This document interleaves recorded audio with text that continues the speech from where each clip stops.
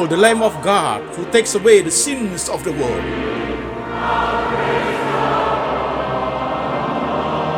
Jesus said, I am the way, the truth, and the life. No one comes to the Father but by me.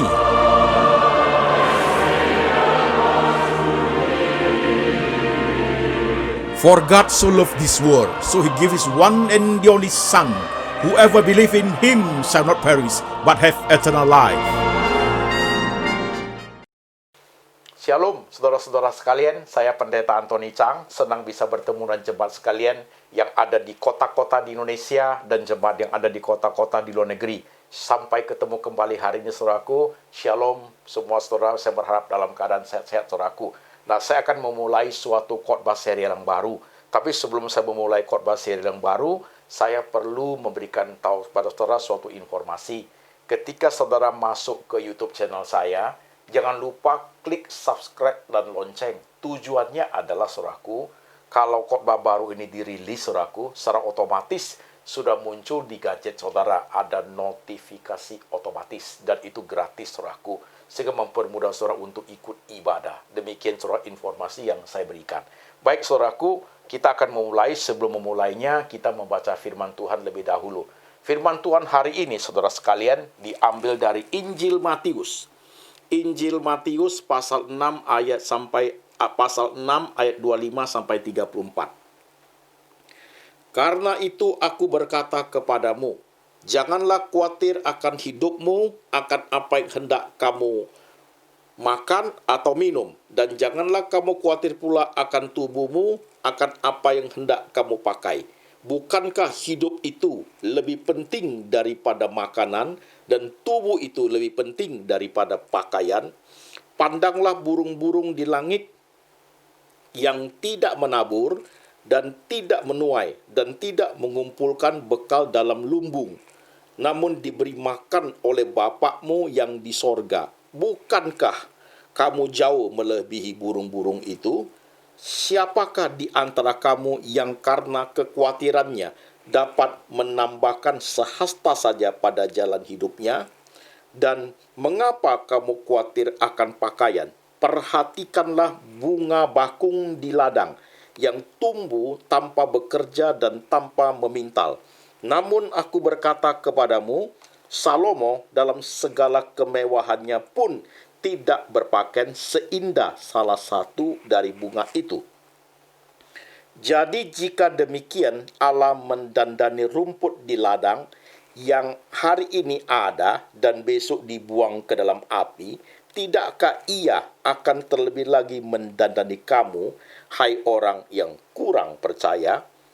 Sebab itu, janganlah kamu khawatir akan dan berkata, apakah yang akan kami makan, apakah yang akan kami minum, apakah yang akan kami pakai. Semua itu dicari oleh bangsa-bangsa yang tidak mengenal Allah.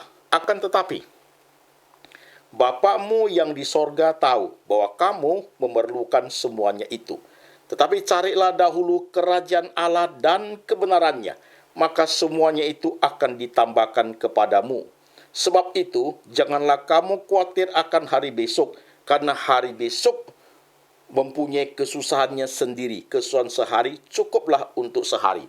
Firman Tuhan bagian kedua diambil dari Kitab Ulangan pasal 29 ayat 29. Demikian firman Tuhan. Hal-hal yang tersembunyi ialah bagi Tuhan Allah kita. Tetapi hal-hal yang dinyatakan ialah bagi kita dan bagi anak-anak kita sampai selama-lamanya, supaya kita melakukan segala perkataan hukum Taurat ini. Satu kali lagi. Hal-hal yang tersembunyi ialah bagi Allah Tuhan kita. Tetapi hal-hal yang dinyatakan ialah bagi kita dan bagi anak-anak kita sampai selama-lamanya, supaya kita melakukan segala perkataan hukum Taurat ini. Amin. Saudara-saudara sekalian, setelah kita membaca firman Tuhan, mari kita berdoa lebih dahulu. Tuhan, kami sudah membaca firman-Mu, kiranya roh Tuhan bekerja, menerjemahkan firman ke dalam bahasa yang boleh kami mengerti, supaya lewat firman Tuhan iman kami diteguhkan, wawasan berpikir kami bertambah kuat, dan intimasi kami dengan Tuhan menjadi baik, dan iman kami bertumbuh dalam Engkau. Tuhan, Engkau berfirman, kami mendengar. Dalam nama Tuhan Yesus kami berdoa. Amin. Saudara-saudara sekalian, tema serial yang terbaru yang akan dirilis sebentar lagi, saudaraku, temanya adalah stres atau depresi ke aku. Stres atau depresi ke aku, temanya seperti saudaraku, terdiri dari beberapa seri khotbah, saudara-saudara sekalian. Nah, saudaraku, sebelum saya memulai penjelasan tentang stres dan depresi, saudaraku, perlu ada suatu pemahaman penjelasan supaya tidak terjadi kerancuan antara stres dan depresi, saudaraku. Saya akan memberi contoh supaya lebih mudah untuk memahaminya. Misalnya, seorang ibu lagi ribut dengan suaminya, saudaraku. Dalam seminggu ini mereka sudah tidak ngobrol, ya, ribut-ribut, saudaraku. Maka istrinya telepon temannya, dia mengatakan, aku depresi nih aku hadapi suami saya, saudaraku. Itu keliru, saudaraku. Karena depresi itu tidak pernah terjadi mendadak. Depresi itu butuh waktu yang lama loh, saudaraku. Zaman di mana waktu saya mengalami depresi, waktu saya muda, saudaraku, saya butuh 4 tahun untuk mencapai depresi puncak, saudara sekalian. Jadi sebenarnya yang dialami oleh ibu itu bukan depresi, saudaraku. Yang dialami oleh ibu itu adalah stres, saudaraku. Jadi harus dipahami dengan baik supaya kita tidak rancu, saudaraku. Jadi tidak dan jangan, saudaraku, untuk sedikit-sedikit mengatakan aku depresi, padahal kita tidak depresi, saudaraku, begitu. Oke? Dah, stres dengan depresi itu tidak sama, saudaraku. Stres dengan depresi tidak sama, saudaraku. Orang yang mengalami depresi pasti sudah mengalami stres. Orang yang mengalami stres belum tentu depresi. Itu dua hal yang tidak sama, saudaraku. Oke? Nah, sekarang kita akan membahas khusus mengenai stres lebih dahulu, saudaraku, tentang stres lebih dahulu. Nah, saudara-saudara sekalian, kalau kita punya teliti, saudaraku, ketika kita memahami tentang hal ini, saudara sekalian, kalau kita kembali ke Alkitab, kita coba mempertanyakan penyebab asal mula, penyebab yang paling dasar yang menjadikan manusia stres itu apa, saudaraku? Nah, itu ayat yang kita baca, saudara sekalian, ayat yang kita baca tadi itu, di Matius pasal 6 itu, tentang jangan kamu khawatir. Kalau kita membaca perikop dengan teliti, saudaraku, kita bisa menarik suatu kesimpulan. Dan itu bisa menjadi suatu dasar alasan yang kuat mengapa terjadi stres, saudaraku, begitu. Ternyata, saudaraku, kekhawatiran itu disebabkan oleh anxiety, saudaraku. Kekhawatiran itu disebabkan oleh kekhawatiran itu disebabkan oleh anxiety atau kecemasan, saudara sekalian, begitu. Ya, jadi orang khawatir, saudaraku, ya, karena cemas dia. Worriness itu, saudaraku, begitu. Dan kekhawatiran itu, kecemasan itu, saudaraku, itulah yang menyebabkan orang stres, saudaraku. Oke? Kecemasan, kekhawatiran itu menyebabkan orang mengalami stres, saudaraku. Oke? Jadi mulai kita pelan-pelan, step by step cara berpikirnya. Karena, saudaraku, tema-tema serial yang sudah lalu, yaitu 4 seri ketika aku kehilangan, kemudian 2 seri ketika aku bersaksi, saudaraku, itu main poinnya semua akan tetap menjadi fokus pada khotbah serial yang ini, saudaraku. Itu disebut kita berpikir secara integratif. Jadi tidak akan lepas dari pemahaman berbagai pengertian yang sudah saudara ikuti selama ini. Jadi pemahaman kita merupakan satu rangkaian yang kuat menjadi suatu kehidupan yang kita arungi bersama-sama, saudara sekalian. Oke? Jadi stres itu, saudaraku, penyebabnya adalah anxiety, worriness, menjadikan kita stres, saudaraku. Nah, stres itu terjadi kapan? Gitu. Stres itu terjadi kalau ada masalah, saudaraku. Stres itu muncul kalau problems come. Kapan masalah itu muncul? Masalah muncul bisa kapan aja, saudaraku. Mau hari ini, mau besok, mau lusa, mau 3 tahun lagi. Kalau masalah muncul, ya stres muncul, saudara sekalian. Karena masalah itu menyebabkan kita khawatir, membuat kita cemas. Lahirlah stres dalam hidup kita, kan ya, saudaraku. Nah, kalau demikian, saudaraku, berarti stres itu akan dialami oleh setiap orang. Dari berbagai golongan, saudaraku, berbagai jabatan, dari berbagai kalangan, saudaraku, baik tua muda, besar kecil, pintar bodoh, kaya miskin, rakyat jelata atau jenderal atau raja, saudaraku, itu semua mengalami hal seperti itu. Karena menyangkut masalah kehidupan, saudaraku, begitu. Menyangkut masalah kehidupan. Nah, ini menjadi sentral, saudaraku, ketika memahami tentang stres, saudara sekalian. Begini, saudaraku. Injil Matius pasal 6 yang kita pelajari, saudaraku, itu menyangkut kehidupan sandang, pangan, papan. Kan saudaraku, ya. Itu menjadi basic dari kehidupan kita yang kita butuhkan, saudara sekalian. Dan ketika kita melihat hidup yang kita arungi itu, saudaraku, ya, itu problem di dalamnya itu tidak sedikit, saudaraku. Kita menghadapi problem dalam hidup kita.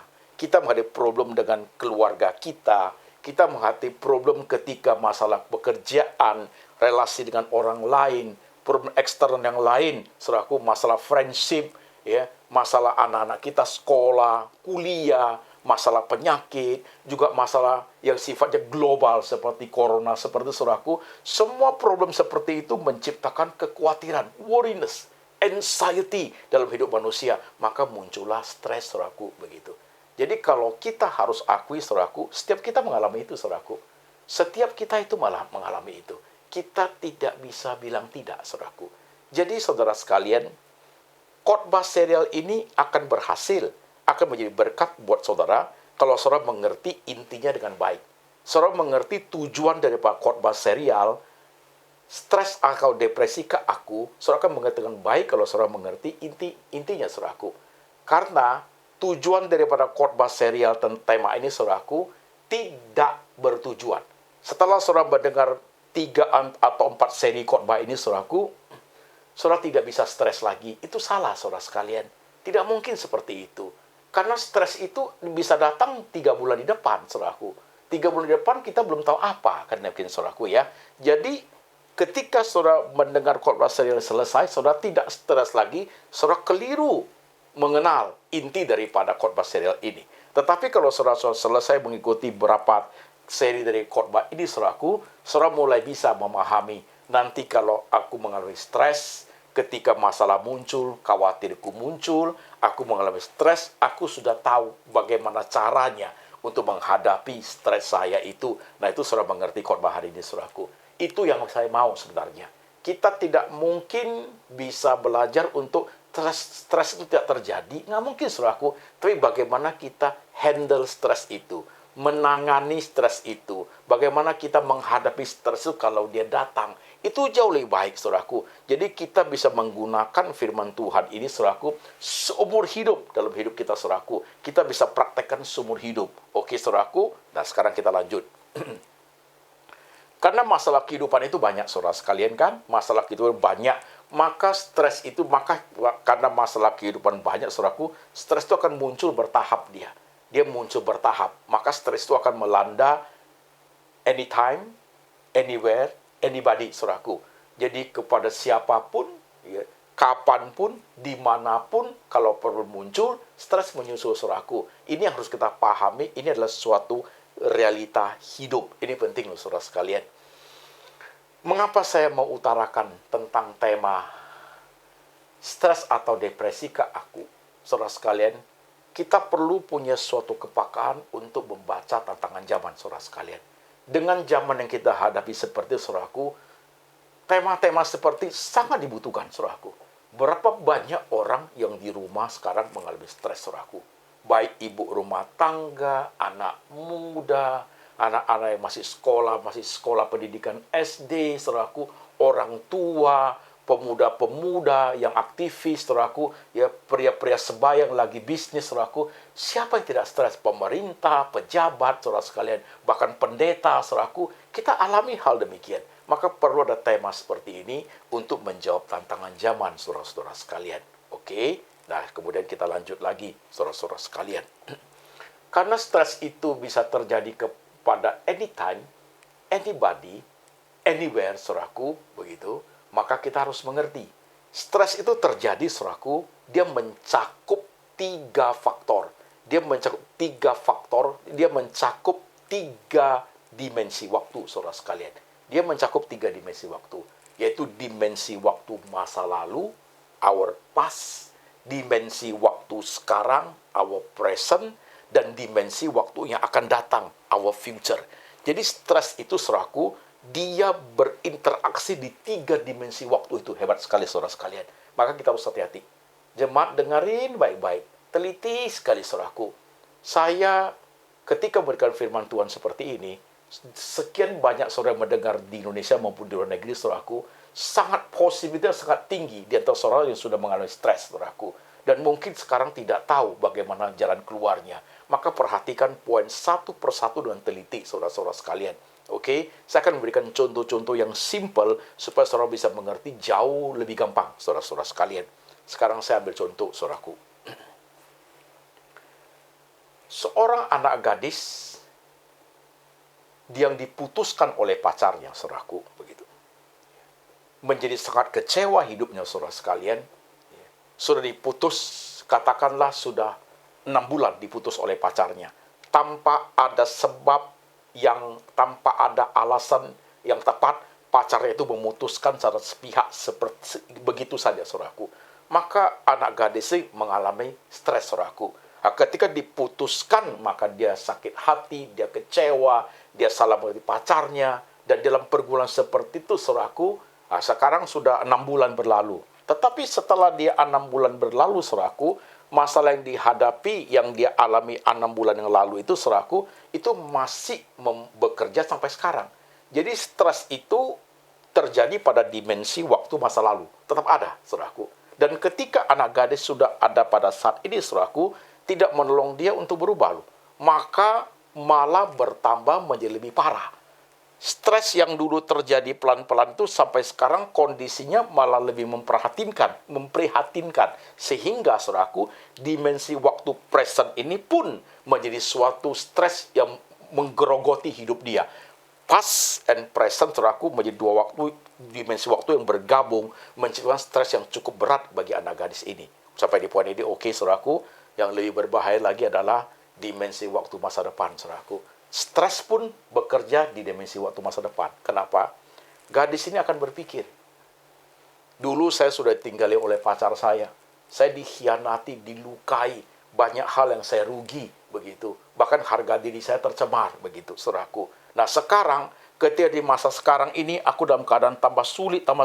Bagaimana nanti ke depannya ya? Bagaimana nanti kalau saya dapat pacar yang bisa menipu aku lagi ya? Apa ada orang mau sama saya, orang wanita seperti saya seperti ini? Jadi masa depan dia yang belum tahu terjadi apa, sudah cukup menciptakan stres buat dia, saudaraku. Jadi stres itu menggabungkan 3 dimensi waktu dalam hidup dia pada masa ini, saudaraku. Berat memang. Ini menjadi masalah besar. Stres itu mencakup 3 dimensi waktu. Our past menjadi suatu ketakutan yang membawa kita sampai kepada our present. Still khawatir dan cemas. Bahkan future di depannya pun belum terjadi pun, saudaraku. Ini gadis sudah ketakutan luar biasa. Bagaimana bisa hidup, saudaraku? Mentalitasnya pasti jatuh, saudaraku. Mentalitas pasti jatuh. Itu tangan bisa sampai gemetaran, saudaraku. Itu bisa sampai tidak fokus, itu bisa, saudaraku. Sampai seperti orang sering lupa, saudaraku. Begitu. Seperti orang bengong. Sinar matanya pun, dari matanya, sinar matanya pun tidak hidup, saudaraku. Karena apa? Dia diikat oleh stres yang mencakup 3 dimensi waktu. Past, present, and future. Saudara-saudara sekalian. Nah, ini menjadi suatu hal yang sangat berbahaya, saudara sih, bagi kita. Bagi kita harus hati-hati, saudaraku. Oke? Nah, saudaraku, karena stres yang kita alami mencakup 3 dimensi waktu, maka perlu suatu cara untuk menghandle stres ini, saudaraku. Untuk menghandle stres ini, untuk supaya kita, walaupun kita sudah stres, tapi kita bisa menjalani hidup. Dan kita bisa menghandle supaya kita tidak terbawa ke dunia depresi. Stres yang tidak mampu kita handle, saudaraku, dia bertambah lama tambah berat, saudaraku, akan membawa kita menuju pintu gerbang depresi, saudaraku. Itu nanti di seri kedua, saudara-saudara sekalian, dalam tema stres atau depresikah aku. Nah, saudara sekalian, sekarang perhatikan. Poin berikutnya menjadi penting, faktor penentu bagaimana untuk menghandle, untuk menangani stres yang kita alami. Saudara-saudara sekalian, 2 poin besar dalam tema ini, saudaraku. Satu disebut mastery of life. Yang kedua, poin kedua disebut mystery of God, saudaraku. Begitu. Apa itu mastery of life? Apa itu mystery of God, saudaraku?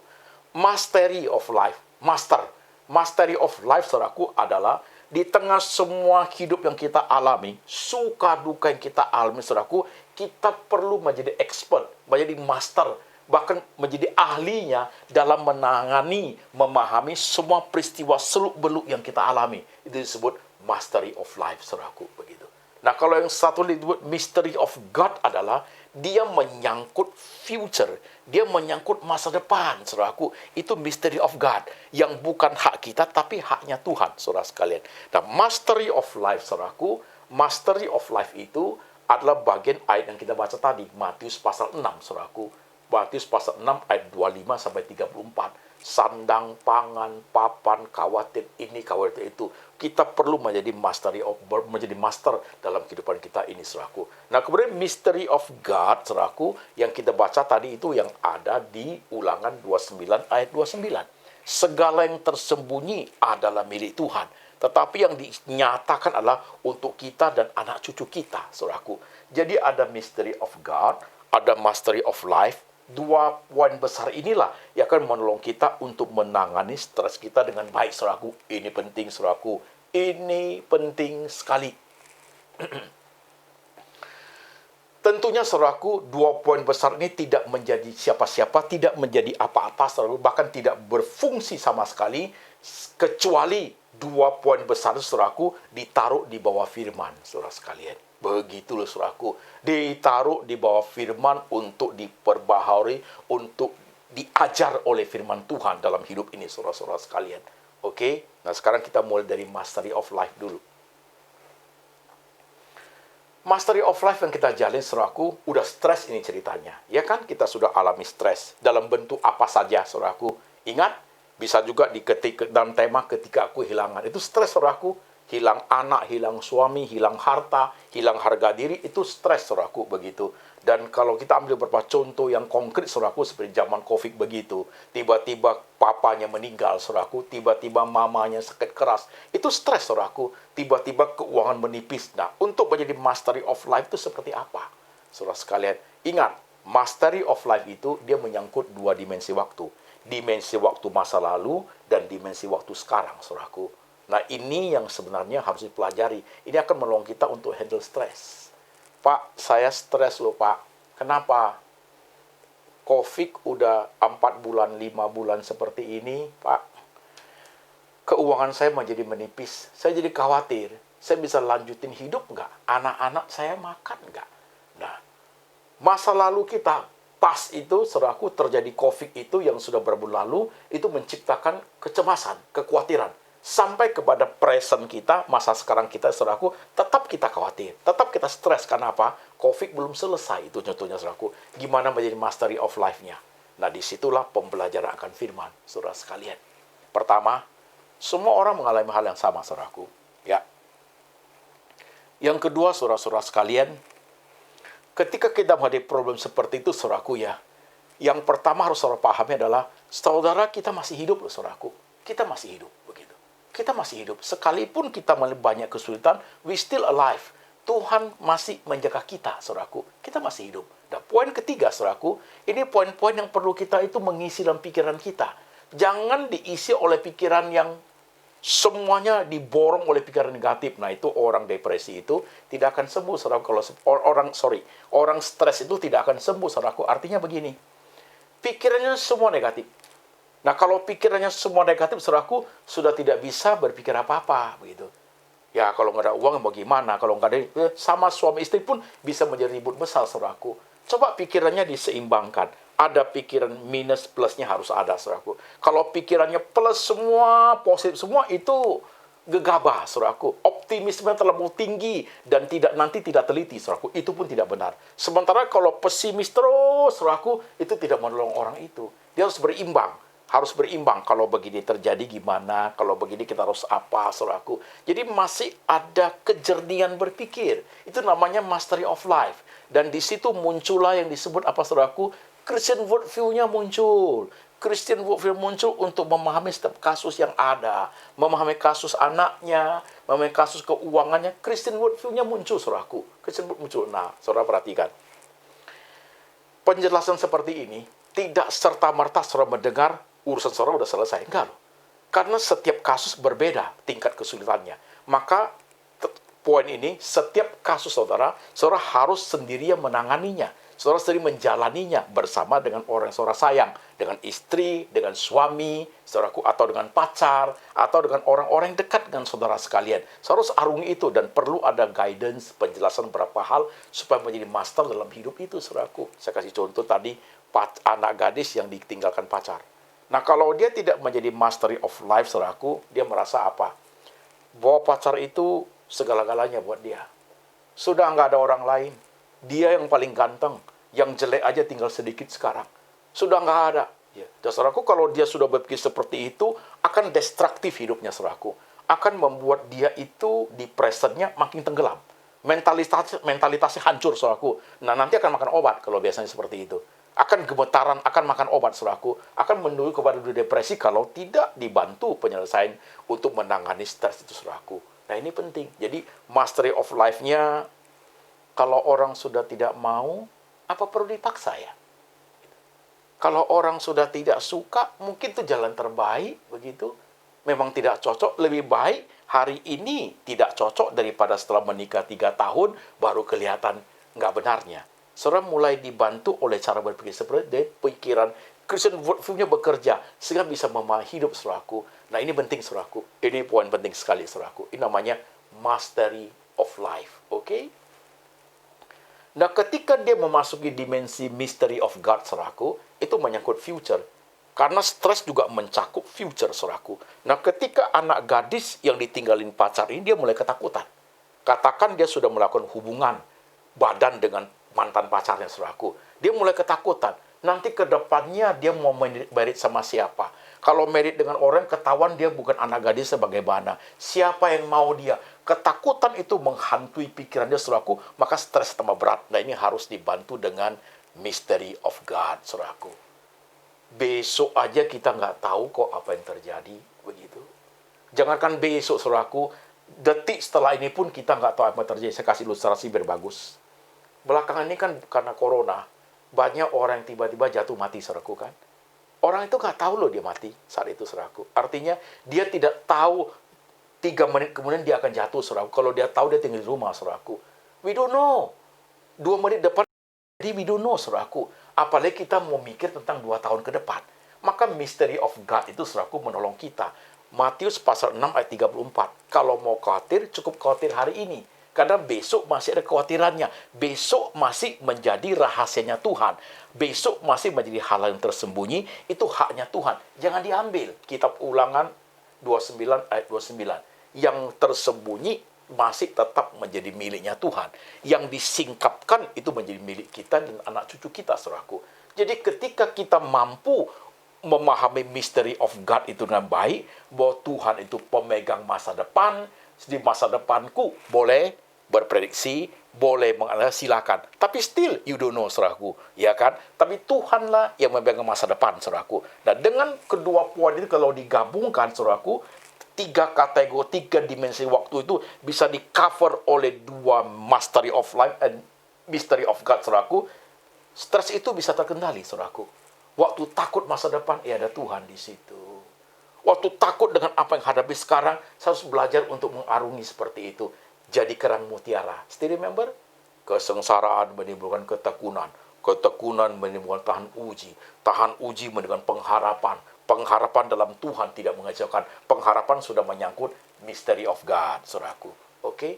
Orang sering berkata, yesterday is a past. Today is a grace. Tomorrow is a hope. Yang kemarin itu sudah lewat. Hari ini adalah suatu anugerah. Ke depan itu adalah suatu harapan, saudaraku. Itu menyangkut masalah mastery of life and mystery of God, saudara-saudara sekalian. So, saudara perhatikan hidup saudara pelan-pelan.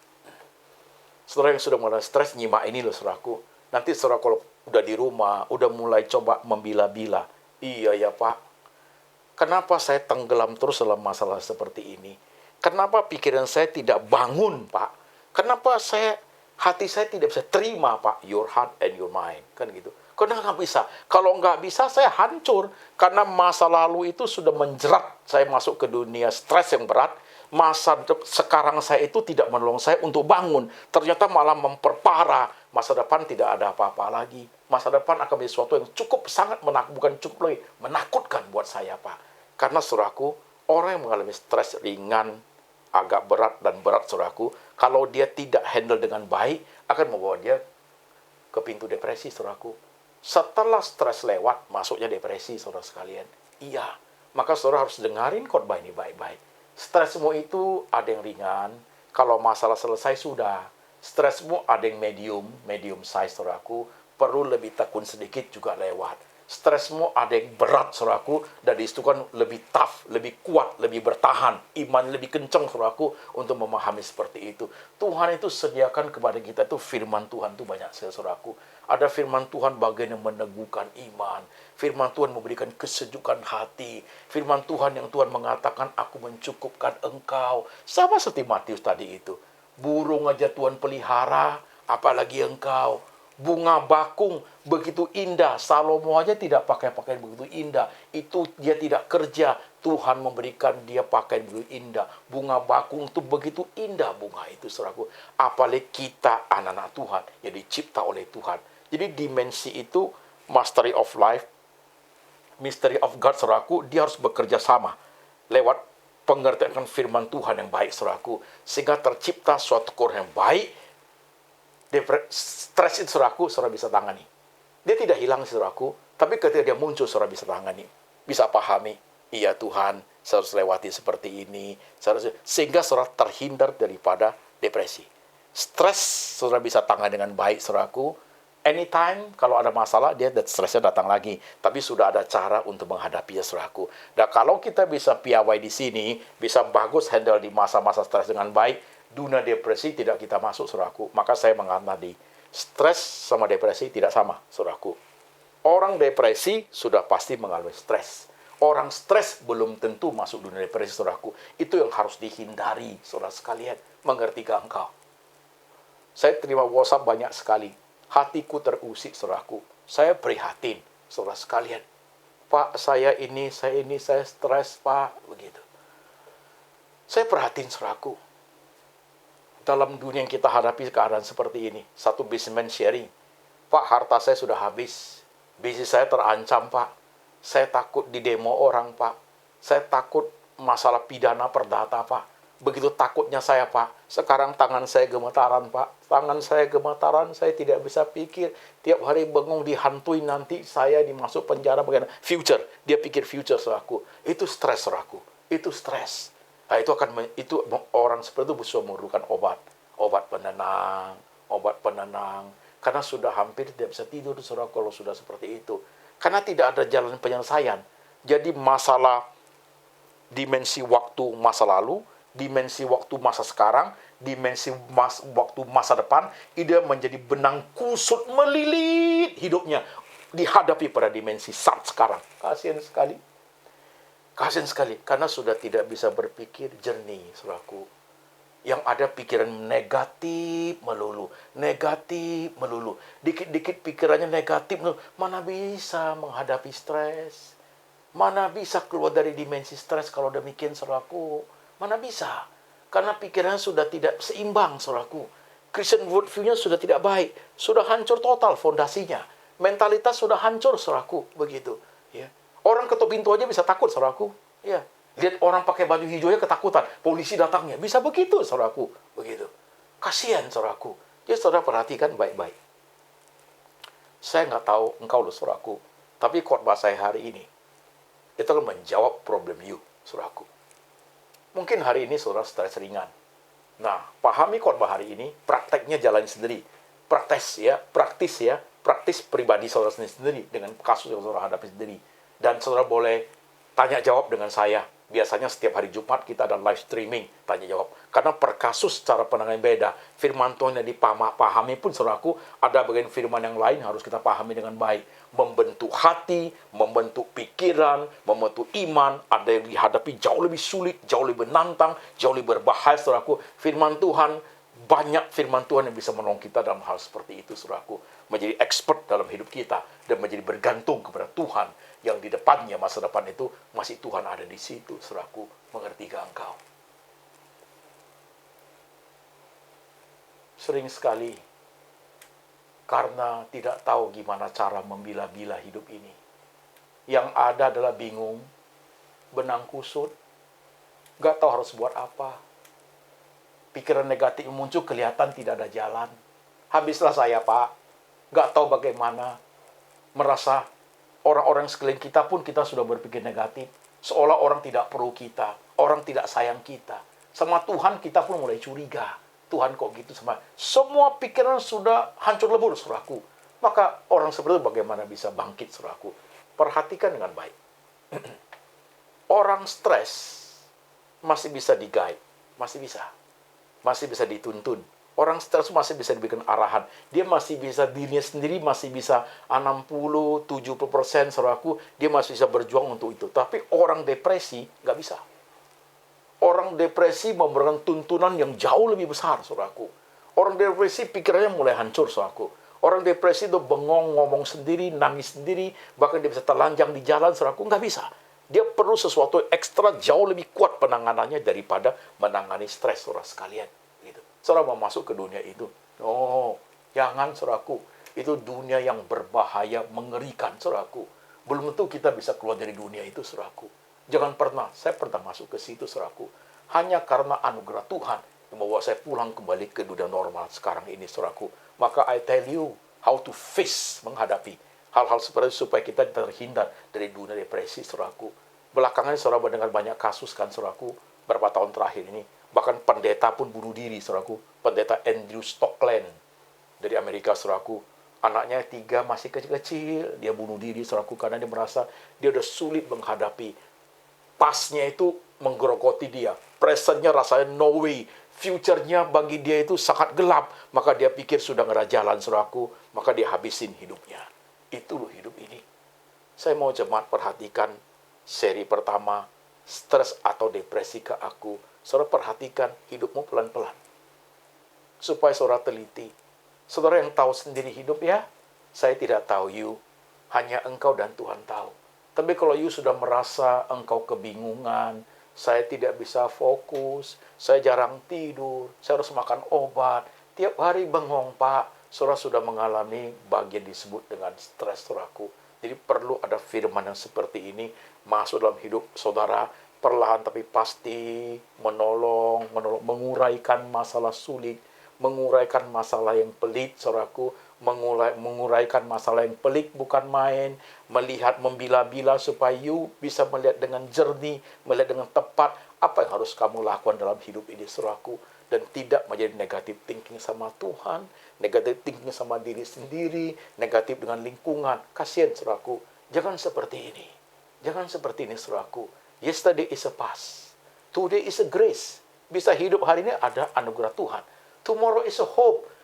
Besok masih ada harapan. Karena Tuhan, mystery of God. Tuhan ada di situ. Tuhan sedang tunggu kita. Saudara-saudara sekalian. Saya mau saudara bawa firman ini pulang. Seri pertama, sesuai pendahulu, saudaraku, supaya setiap saudara tenang di rumah, tenang untuk melihat dirimu masing-masing. Ibu rumah tangga bisa terjadi hal seperti itu. Anak-anak muda, orang-orang sebaya, bahkan orang tua, pengusaha-pengusaha besar, ya, sekarang dalam keadaan sulit sekali ekonominya, saudaraku. Orang-orang yang menderita penyakit berbahaya, orang mungkin kena serangan jantung, ya, orang yang diambang maut bisa merenggut dengan tiba-tiba, itu bisa menjadi anxiety, worriness yang besar, itu bisa menciptakan stres yang amat berat, saudaraku. Saya masih ingat mama saya. Mama saya sudah meninggal, saudaraku. Zaman di mana mama saya mengalami kanker rahim, saudaraku. Dulu mama adalah mama yang ceria, saudaraku. Saya masih ingat terakhir saya ajak mama makan di Mall Citraland, saya ajak mama makan ice cream, saudaraku. Tapi setelah mama tahu kena kanker rahim, saudara sekalian, mama sudah jarang ngomong, duduk, kadang-kadang lihat di tembok, nggak mau lihat orang. Kadang dia ngomong, kok aku yang kena, kok aku yang kena. Nah, itu stres, saudaraku. Itu stres. Jadi penyakit pun bisa menyebabkan kita seperti itu, saudaraku. Banyak hal dalam dunia ini, banyak hal yang bisa menjadikan kita worry, yang menjadikan kita anxiety, saudaraku. Itu yang membawa kita kepada dunia stres, saudara sekalian. Oleh sebab itu firman Tuhan ini ada. Untuk yuk belajar, supaya Tuhan tolong kita, saudaraku. Tuhan tolong kita. Tuhan mau tolong kita. Tuhan pasti tolong kita untuk mengarungi hidup seperti ini, saudaraku.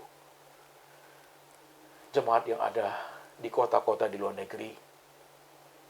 Luar negeri pun bukan menjadi jaminan you hidup everything is okay, kan demikian saudaraku kan.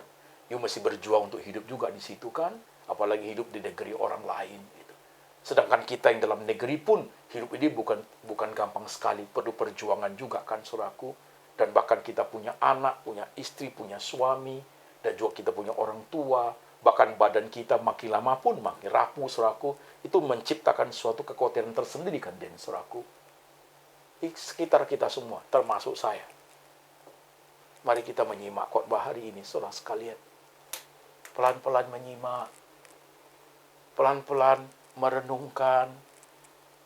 Mulai oret-oret sendiri, saudaraku. Melihat kasusmu satu persatu dengan teliti. Mulai bisa bila-bila. Oh, yang ini mesti begini cara ngertinya. Yang ini mesti begini cara ngertinya. Kalau aku terus bertahan dengan pokoknya, keras hati pokoknya, aku akan tambah sakit. Itu bagus, saudaraku. Itu bagus, saudaraku. Kalau saya tidak berubah ini, Pak, tidak tolong saya apa-apa. Masa depan saya nggak akan tertolong lagi. Itu bagus, saudaraku. Jadi ada satu kewaspadaan, kepekaan, saudaraku. Kepekaan kalau begini nih bahaya buat saya. Saya nggak boleh begini terus seperti ini. Ya terbenam terus, nggak tertolong nanti tenggelam, nggak bisa diangkat lagi. Saya harus bangkit dalam keadaan seperti ini. Jadi ada suatu kepekaan sadar akan bahaya yang sedang menanti kita. Saudara-saudara sekalian, do you understand? Saya mau saudara mengerti dengan baik khotbah hari ini. Karena seri kedua akan lebih menakutkan, saudaraku. Itu depression. Itu menakutkan. Itu dunia mengerikan, saudaraku. Begitu. Mungkin saat ini, kau lagi bawa mobil, on the way home. Kau sudah stres di kantor tadi. Dengar khotbah ini baik-baik.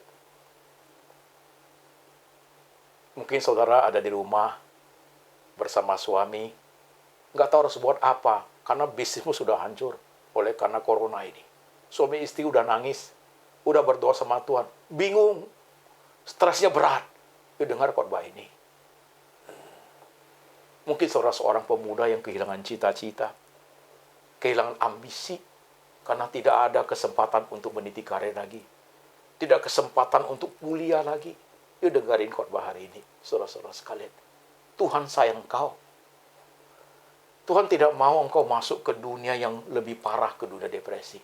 Tuhan mau engkau bisa mengarungi hidup di dunia stres seperti ini, supaya engkau bisa melewati dengan baik. Justru lewat kesulitan seperti ini, engkau bertumbuh rohaninya. Lewat kesulitan seperti ini, rohani menjadi kuat di tengah pergolakan zaman. Stres seperti itu, justru imanmu bertumbuh memahami Tuhan. Sangat baik, dari dimensi mastery of life menjadi good, dan mystery of God menjadi bagus. Kau beriman kuat dalam hal ini, saudaraku. Semua dimensi ini dipakai Tuhan, saudara sekalian.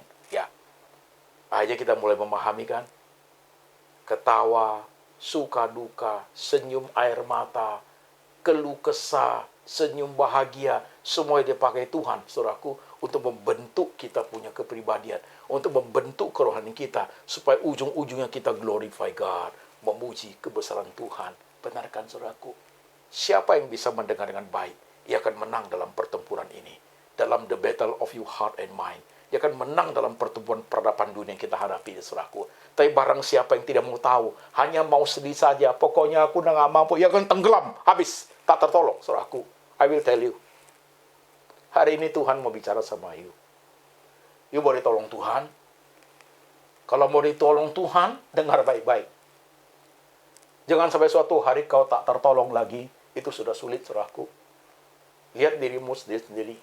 Tuhan sayang engkau. Mau firman hari tiba kepada engkau supaya engkau tercelik mata rohaninya. Sadar tidak boleh begitu terus.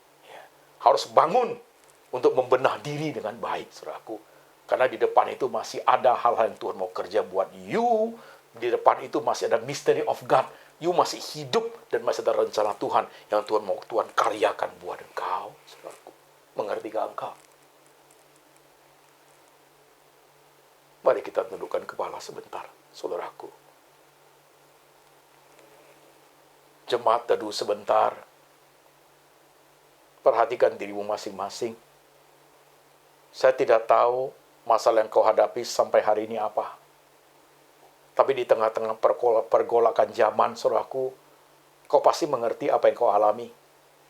Masalah keuangan kau itu, masalah bisnis, masalah rumah tangga, masalah kesehatan, masalah anak-anak, Pak, masalah suamimu, masalah istrimu, masalah cucumu kah itu, masalah kesehatan saya, Pak,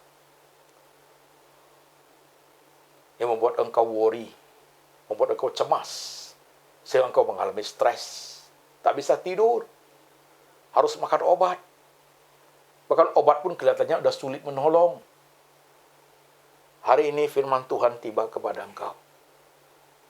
Saat-saat seperti ini, engkau dalam hatimu kasih tahu Tuhan. Menjeritlah dalam hati. Tuhan tolong saya.